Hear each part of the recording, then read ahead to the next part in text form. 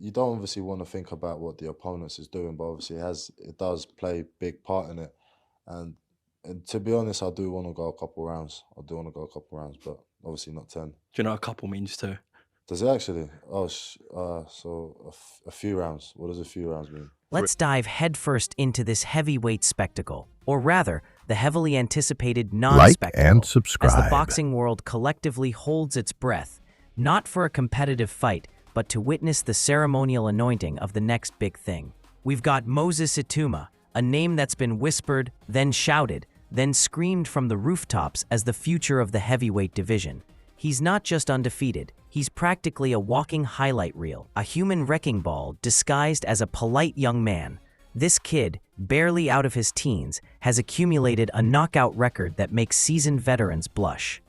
We're talking about a southpaw stance that's more disorienting than a funhouse mirror, power that could crack walnuts at 50 paces, and a technical precision that suggests he's been downloading fight algorithms directly into his brain since birth. Every single analyst, pundit, and even the guy who cleans the spit buckets at the gym is using words like scary and generational to describe him. It's almost as if they're trying to outdo each other in hyperbole.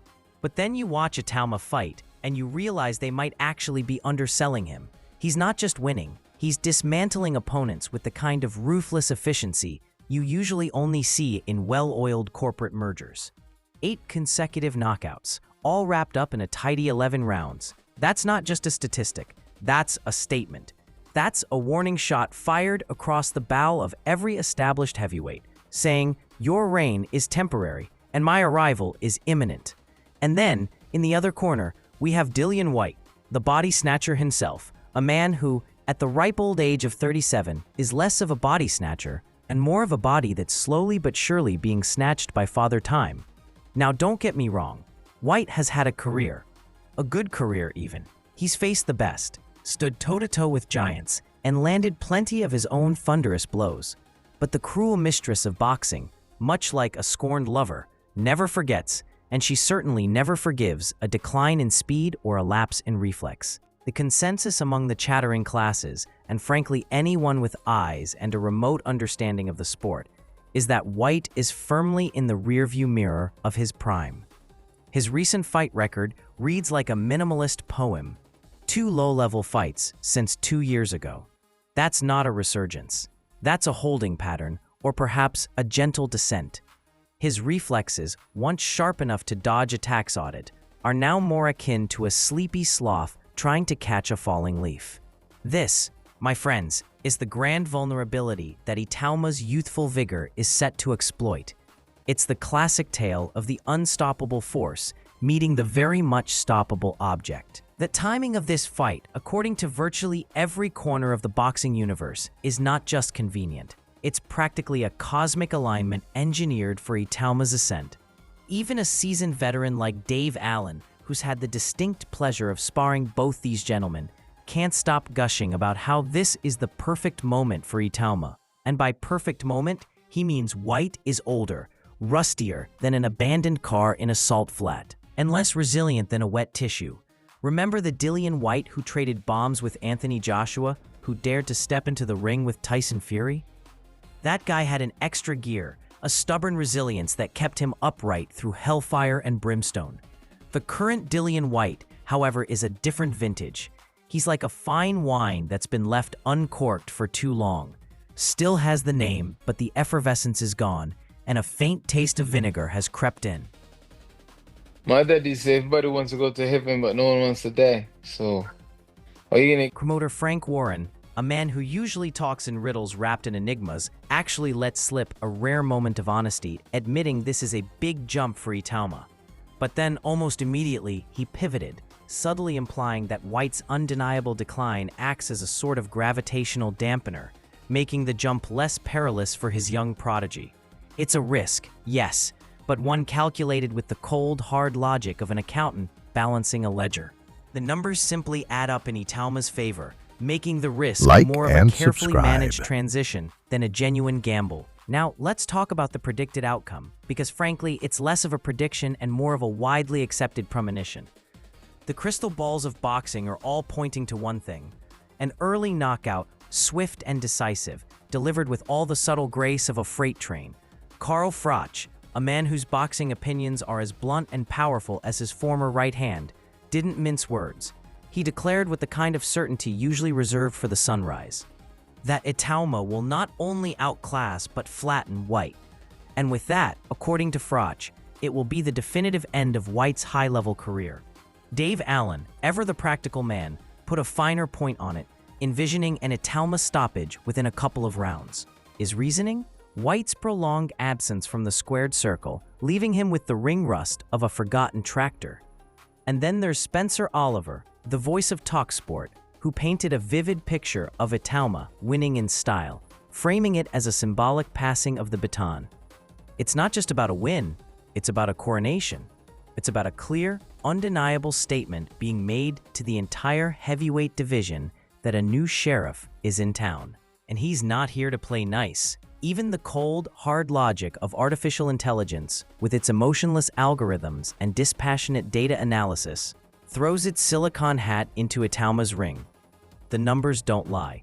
A 100% win rate, an 83% knockout ratio for Itauma, stacked against Whyte's age and recent form, which, let's be honest, is less of a form and more of a slump. The people are basically flashing neon signs saying, Itauma by TKO, round 1 or 2, maybe 3 if Whyte gets a lucky break.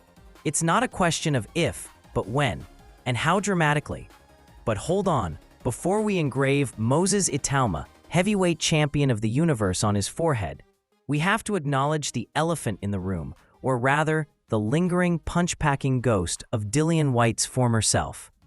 Because even a past his prime Dillian Whyte is still Dillian Whyte. He still carries the body snatcher moniker for a reason, and that reason is power.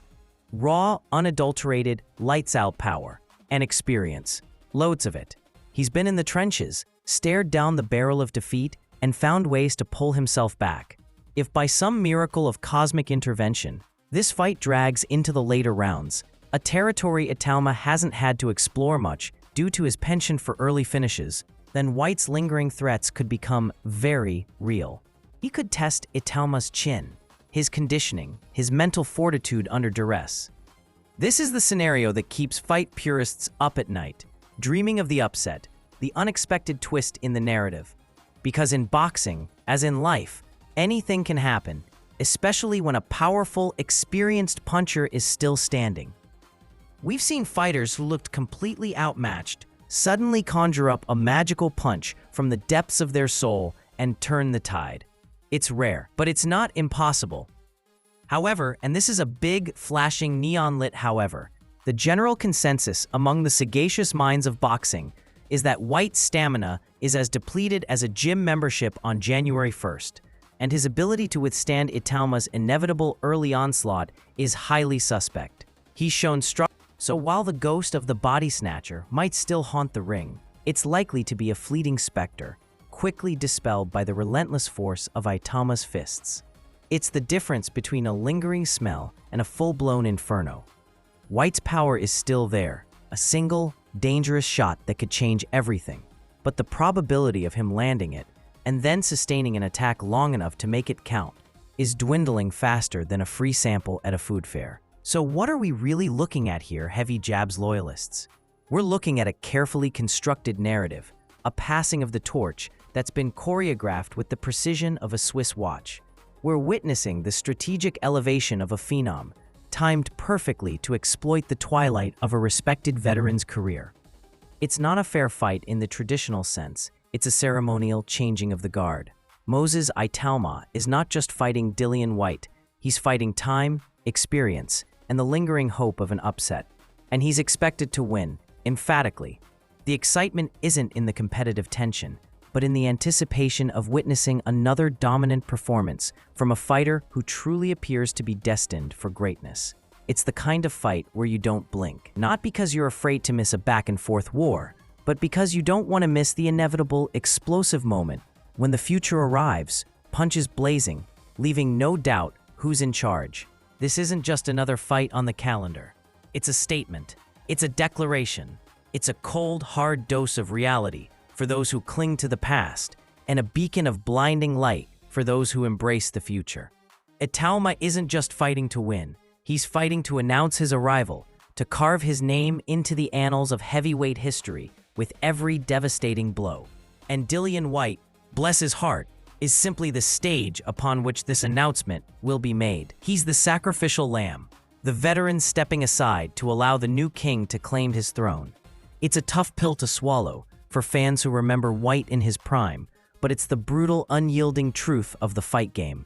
Youth conquers all, especially when that youth is backed by explosive power, uncanny skill, and a relentless desire to reach the summit.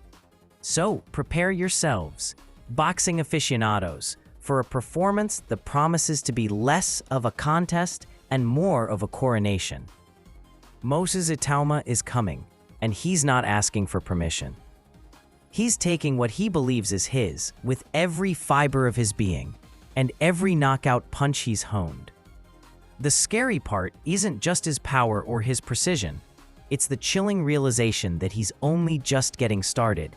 And if this fight goes as predicted, it will be a resounding declaration to the entire heavyweight division. The future is here, and his name is Moses Itauma. And for Dillian Whyte, it will likely be the definitive curtain call on a career that, while respectable, simply could not defy the relentless march of a truly generational talent.